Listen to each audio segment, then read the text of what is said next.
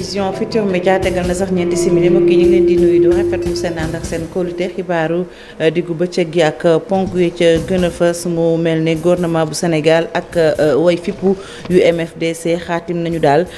loo xamante ne si muy accord bu aju ci wàllum jàmm ak wér ngànnaay mbir mi ma nga amee foofee ci réewum Guinée Bissau ci teewaayu ka jiite réew ma di président Oumar Sissoko Embalo beneen ponk mbokk yi muy itam lu aju ci xibaaru diggu bëccëg gi ak Sitor Ndour mi nga xam ne yóbbu nañ ko mandat dépôt maanaam fanaan na foofee ca kaso ñu koy joxoñ baaraamu tuuma ne dafa àgg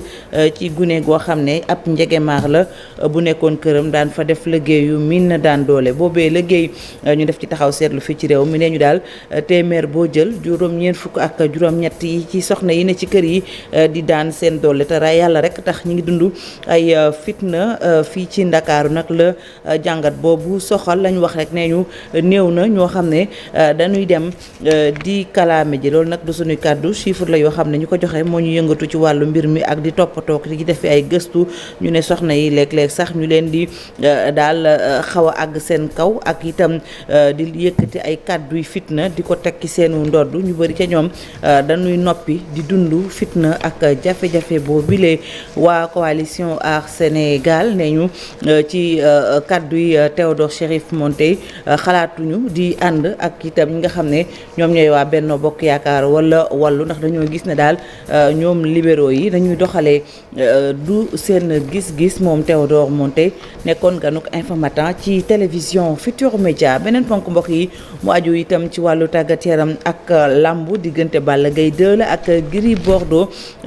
dibeer juróom-ñaari fan ci weeru août bi ñu nekk la waaye daal la ñu gis rek mooy borom xam-xam yi wax ko maanaam ñi seen xam-xam màcc jëm ci wàllu làmb ñu ne daal fi mu ne nii wax favori maanaam kii moo gën a taxaw ci làmb jafe na ci ñoom la ñu gis rek mooy daal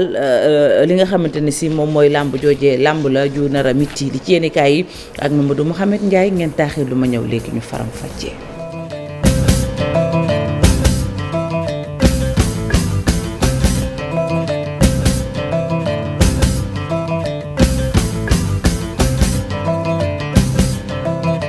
mbokk yi ci seen safo ak seen kóolute ci télévision Futur Média xibaaru diggu bëccëg gi dana koy dooree ak tiis accident bu mitti bu am tey ji ci suba ci route nationale numéro 1 ba tax na ñaari bakkan des nañ ca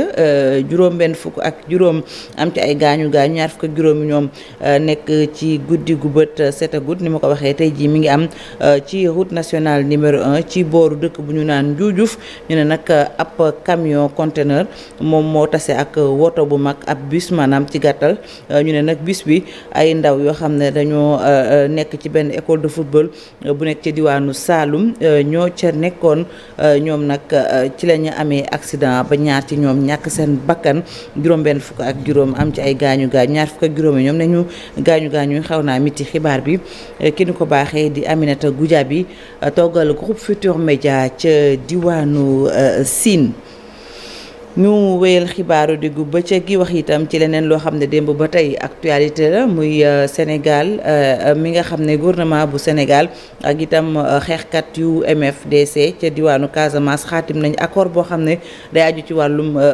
jàmm ak wér ngànnaay xew-xew bi mi ngi amee woon foofee ca réewum Guinée Bissau ci teewaayu ko jiite réew moomee di président Oumar Sissoko Embalo loolu nag ki ko rafetlu bokk na ci ku ñu naan Robert jiite nag groupe de réflexion bi nga xam ne daal day waxtaan ci lu jëm ci jàmm foofee ca Casamance ñu teewlu Robert Sagna kàddu yi suñu naataango yu rajo Futur Média ñoo ko taataan. Parce que la paix d'où qu'elle vienne pour un conflit qui a duré 40 ans. waaw yaakaar naa ne war nañ ci mën a kontaan ndax kat jàmm moom yaakaar naa ne ku ne moom lay ñaan ci conflit boo xamante ne mën nañ jàpp ni def na lu tolloog ñeent fukki at ku nekk jaajëfe moromam ñuy jaajëfe ñëpp tamit ñi nga xamante ne fexe nañ ba lii antu ku si mel ni César Atoute Badiane moo tax ma xam ni accord bi accord bu am njëriñ la. MFDC sax ñoom lu tolloog ñeenti at ak nii jëloon nañ décision wu teg ngànnaay yi def na ko te respecté na ko waaye mosul woon xaatim dara ci lu jëm ci loolu ñu ngi koy soog a def bañ annoncé ko lii di comité ad hoc bi nga xamante ne gouvernement bi moom la dénk sax wàllu négociation yi kon boog mënuñ lu dul jaajëfee di rafetlu tamit li nga xamante ne jot nañ ko def pour jàmm dellu si fee sa Casamance waaye duñ fàtte lii di Guinée Bissau nga xamante ne ñoom mosuñu génnee seen loxo ci mbir mi. Et la Guinée-Bissau qui a toujours été considérée comme partie garante. Salif Sadio n'est pas responsable. Là, il s'agit du. kii di Salif Sadio nag bokkul ci responsable Front du Sud yi comme ni nga ko xamee lii di MFDC ay pàcc yu bëri la moom nag bokkul ci ñii di Front du Sud ci waa Front Nord la bokk waaye nag ma fàttali leen ni Salif Sadio moo njëkk am xalaatu teg ngànnaay yi même sax bu dee tegul ci ay accords yu wóor yu ñu xaatim waaye moom moo njëkk a teg xalaatu teg ngànnaay yi pour que ñëpp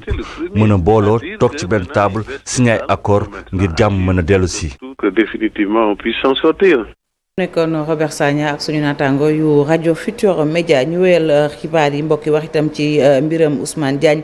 moom ne ñu mooy administrateur bu mafia kàcc moom nag defeere nañ ko moom nag itam defeere nañ ko di ko tudd daal ci mbiram yéenekaay yi nga xam ne dañu ko doon détourné bokk na ca bu l'Observateur loolu sax itam taxoon na ba Papito Kara fi mu ne nii moom it mi ngi ci loxoy yoon dinañ ci dellu siwaat ci suñu yeneen jotaayu xibaar. wax itam ci leneen muy mbiram Sitor Ndour mi fi jiite woon ay jamono centre des œuvres universitaires bu Ndakaaru mandat dépôt nañu ko fanaan na foofee ca kaso ba ki ko def nag moom mooy attekat bi moo jël bile dogal moom Sitor Ndour li ñu koy joxaj baaraamu tuuma di ko ci tuumaal daal moom mooy gune gu jigéen gu am fukki at ak juróom-benn doon liggéey ca këram liggéeyu miin na daan doole daal moom moo ne dafa àgg ci kawam. loolu xew tax na ñu def taxaw seetlu ci soxna yi nekk ci kër yi di daan seen doole ab gëstu wala boog ñu ci yëngu li ñu xamle ne ñu daal téeméer boo jël daanaka ñeent fukk yi ak juróom-ñett fi ci Ndakaaru ñoom soxna yi ñu ngi dund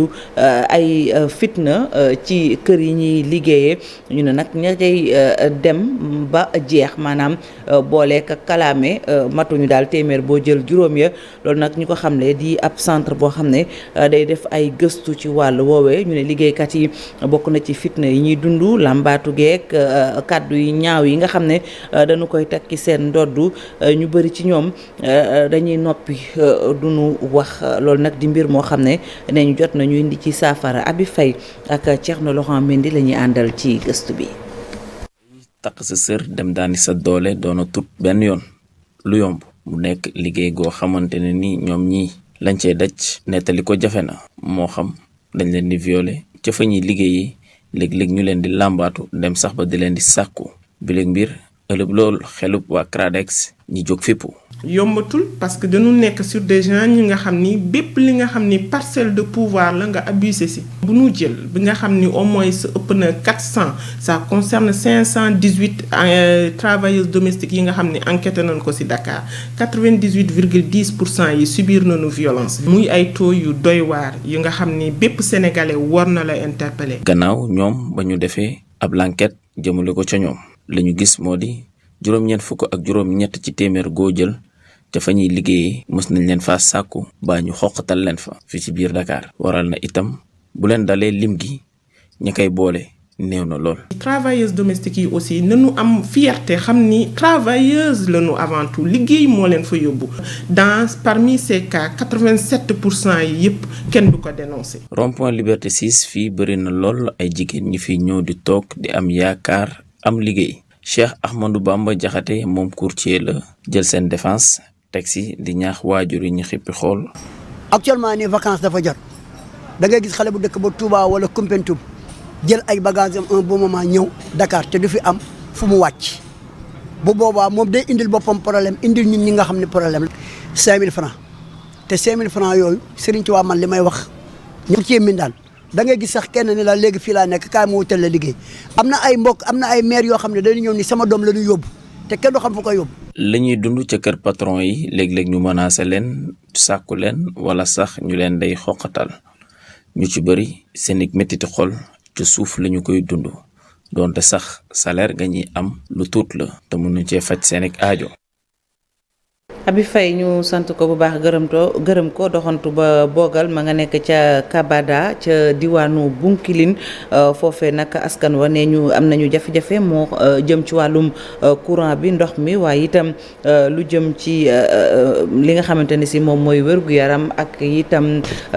mbay mi tax na sax ne ñu jafe-jafe wér-gu-yaram gi ñoom askan wa léeg-léeg dañuy dem jéggaani dem ba réewum Gàmbi di fa fajoo loolee la ñu ne bëgg nañu mu dakk ñu ànd ci ak Bakary Konté ak Khali Diamé.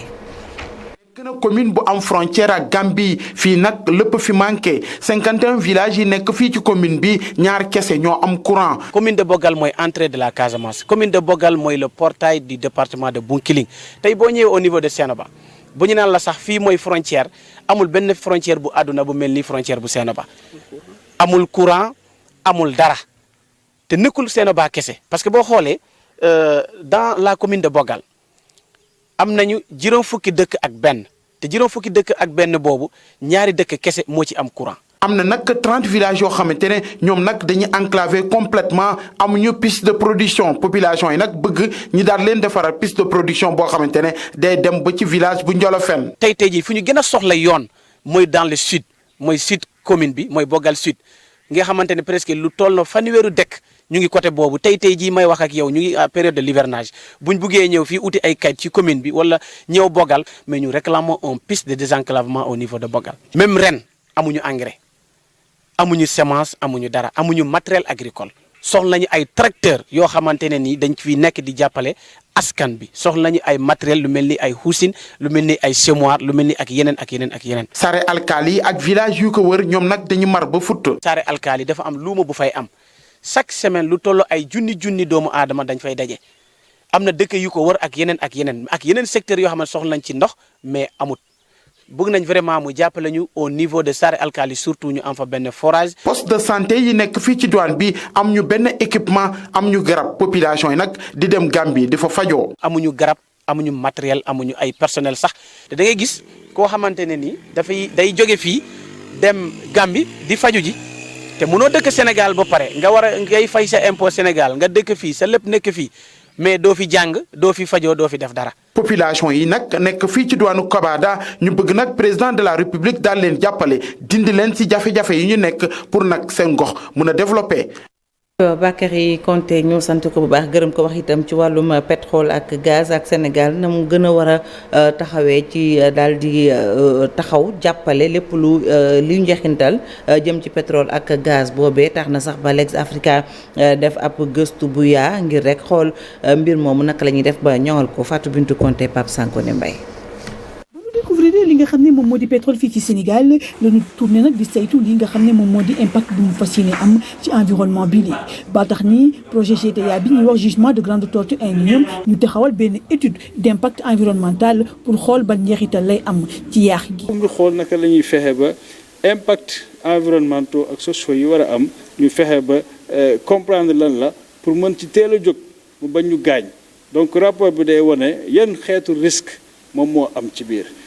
ñu seetlu ni étude boobu nga xam ne def nañ ko ci impact environnemental ak social bi découverte pétrole bi di am risques yu bëri nag am na ci. risques yoo xam ne ni ay risques environnementaux risques socio-économiques et cetera risques sécuritaires yooyu yëpp génn na ci rapport li ñu xam ne ni loolu la ñuy prévoir pour risques yooyu ñu def li ñu war a def pour mu bañ a am wala pour bu fekkee dina am ñu fexe ba du gaañ nit ñi wala bu fekkee ne dafay gaañ nit ñi. yan xeetu compensation la ñu war a jël jox ko population yi. Sénégal taxawal benn plan de gestion environnementale ngir nag ñi nga xam ne ñoom ñoo di askan wi buñ ci am yàqu-yàqule gu bari. loolu nag état daf ci am taxawaay bu am solo boo xamante ni tàmbale na ci réviser cadre réglementaire yi tàmbalee teg ay jumtuwaay tey jii Sénégal xam na tey lépp lu mu am ci ay matuwaay ci wàllu ay barrage moyen de lutte. pollution bu amoon tey jumtuwaay yooyu yëpp état teg na ko tey jii ba nga xamante ni loolu lépp bu amoon tey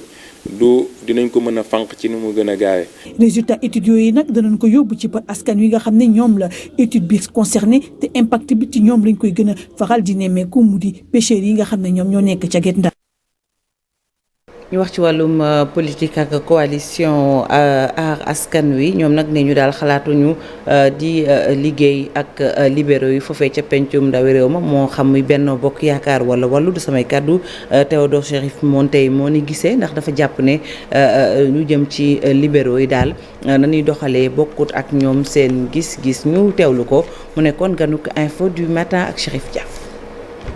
ñaari bopp ñoo amoon ci langue politique gi benn bopp bi mooy pouvoir bi beneen bopp bi mooy Yewwi coalition intercoalition Yewwi Wallu nit ñi noonu lañ ko gisee donc mu bëri bruit bëri mer gi tar donc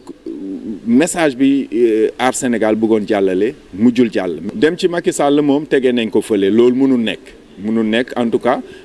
du objectif u Aar Sénégal depuis le début nee nañ Aar Sénégal ci opposition bi la bokk suñu xeex mooy que 3e mandat bañ fee am que Macky Sall bañ a nekk candidat en 2024 suñu position tamit mooy ku bokk ak Macky Sall langue politique nga bañ a diriger Sénégal parce que li ñu gis mooy que ne 12 ans yu Ablaye Wade ak 12 ans yu Macky Sall deltu gannaaw la indil Sénégal waxtaan ak vraie opposition oui mais waxtaan ak Benno Bokk Yaakaar xel daju ko. ci suma coobare bopp Yewwi rek lañ mën a waxtaanal parce que pour man Wallu ci camp libéraux yi lañ bokk te yéen a ngi gis temps yi sax nit ñi commencé laam-laami ne que xëj na dinañ dem ci recomposition famille libérale wala que waa PDS dinañu utiliser seen force de négociation pour delloo si Karim Wade et cetera ñun njuuj njaaj yooyu ci politique duñ ci dugg jamais. ñu des ba tey ci politique bi ak foofee ca diwaanu Daaru Muxti ndaw yi intercoalition Yewwi Askan Wi ak wàllu ñoom daal neenu seen ndam la ñu am foofee ca département ba te itam nee na résultat provisoire yi moom moo ko wanle du ñu nangu kenn daal di ko xajama noonu la ñu gisee ñu ne itam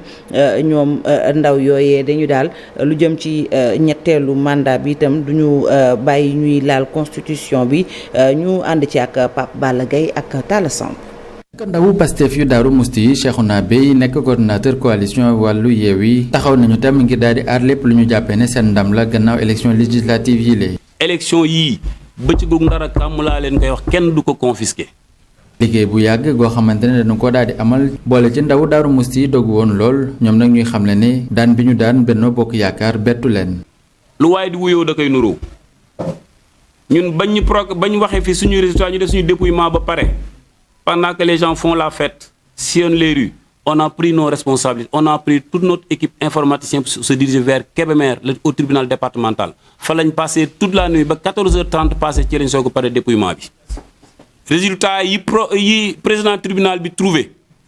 ce sont les mêmes résultats que suñu équipe informatique trouvé. mbirum ñetteeli mandat bu njiitu réew mi Macky Sall ñu di ko yëkkatiwaat Cheikhouna Bey di soofantal lu ni mel tey tontu. mbindeef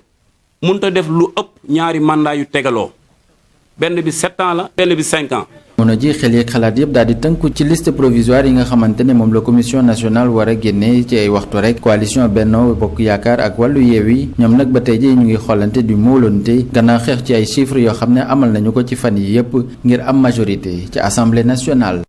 ñu jàll foofee ci diwaanu Louga Pape Balla ginnaaw bi ñu la gërëmee sant la foofee nag ñu ne ci fukki commune ak juróom-ñaar ya coalition Benno Bokk Yaakaar daal juróom-ñeent ya la ñu gagné la ñu am ndam ñu ne nag résultat yooyu daal bu nu sukkandikoo ci maire yi nekk ci APR ñu ne résultat yi doyul loolu nag mi ngi soxal département ba ndax ne ñun ñoom def nañu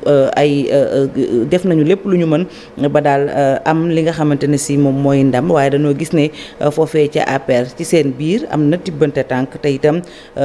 dañoo def taxaw temm ngir lu ni mel jóge fa dañ ci ànd ak Thierno Fall.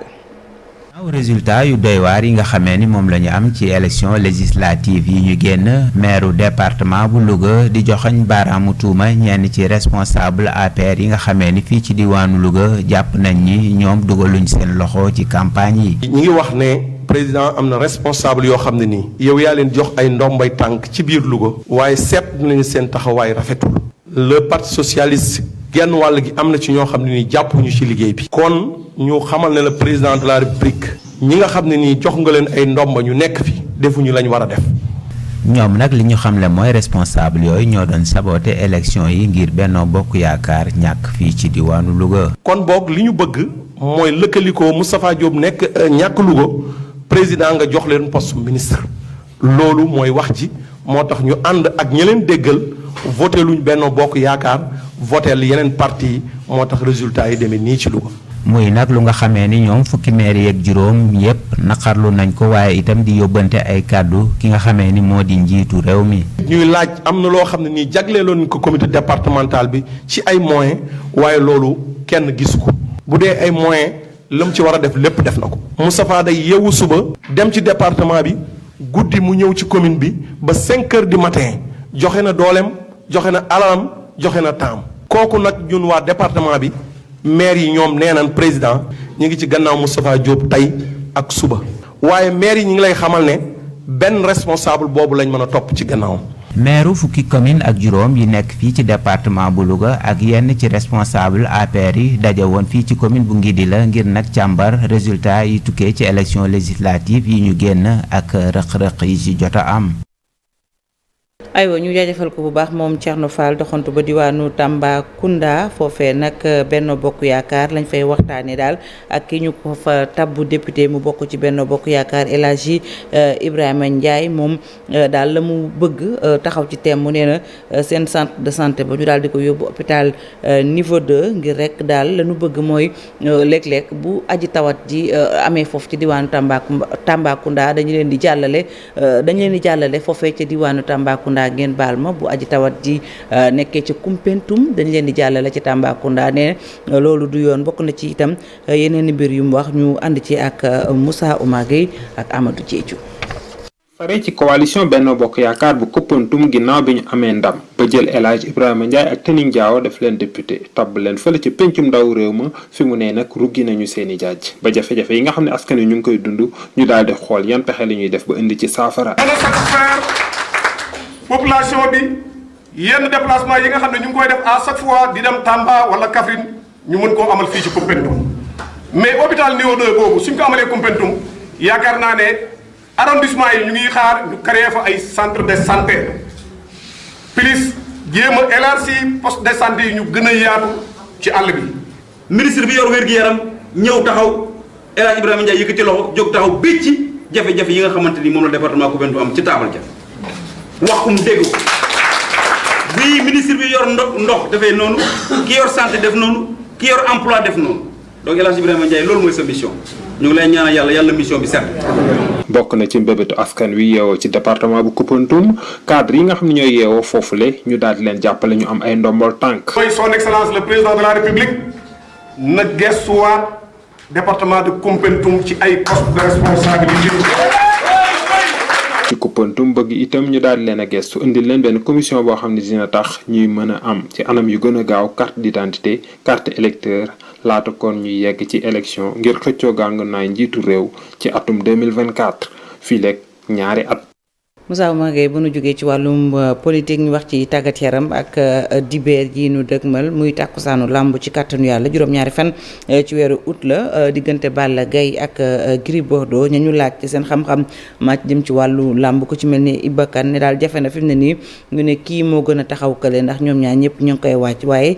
mi ngi xaar rek daal ngoon ak dibeer jël am mu bañ a mel ni li amoon ci atum 2018 Cheikh Sadbou Diarra lañ ci àndal ci ay leeral. Balla Gaye 2 Gris Bordeaux doon na combat bu am solo ci ñaari mbër yi ñetteeli Tigre de Fass bu ñàkkoon ci làmb bu njëkk bi di ki ñuy gën a xaar ngir mu jël revanche am dakkal juróom-ñaari at yi mu toog amul ndam. Gris Bordeaux gëj na bëri depuis 2018 ñeenti at bëri woo takkoo sa ngemb ñeenti at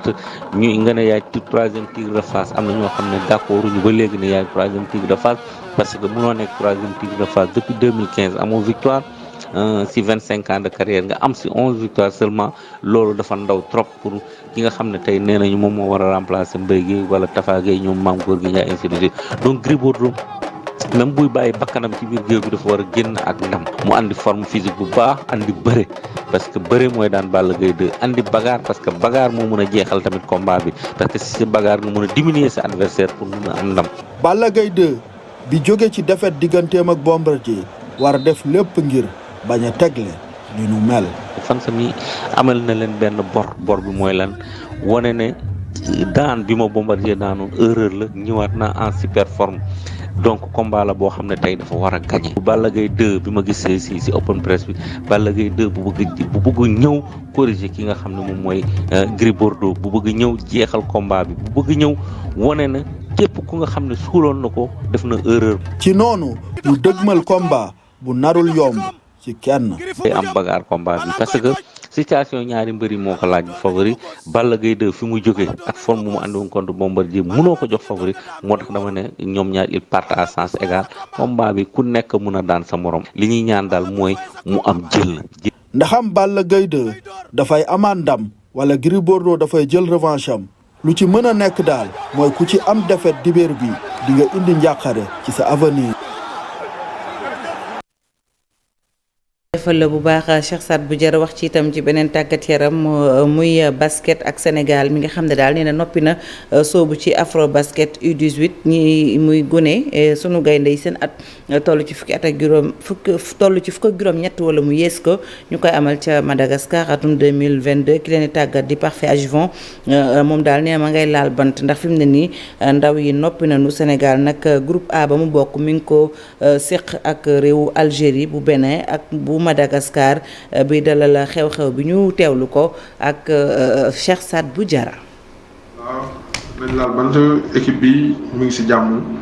quand même équipe bi ñu ngi nekk ci rectificatif yi mujj pour mën a préparer suñu premier match daal mais sant yàlla kenn gaañoogul kenn deful dara daal te ñu ngi ñaan mu continuer noonu daal bu kenn am problème mu dara daal pour ñu mën a taxaw bu baax a baax ci match bi. ba veille bi di doog a xam sa adversaire yi quand même en FIBA Afrique foog ñu xoolaat loolu daal formule yi d'abord parce que bu mën nañ tirage avant ni ñu si ñëw ku nekk xam sa adversaire yi quand même bu ñu jotee tirage lañ commencé def suñu scouting di étudier yi quoi xam naa fii ba premier match dina fekk dinañ pare am beaucoup d'informations par rapport suñu premier match bi d'abord. ay xale lañu ay jeunes lañu donc match yi benn match du yomb ñun xam nañ ko et tamit il faut ñu wane nag bu dee comme niñ ko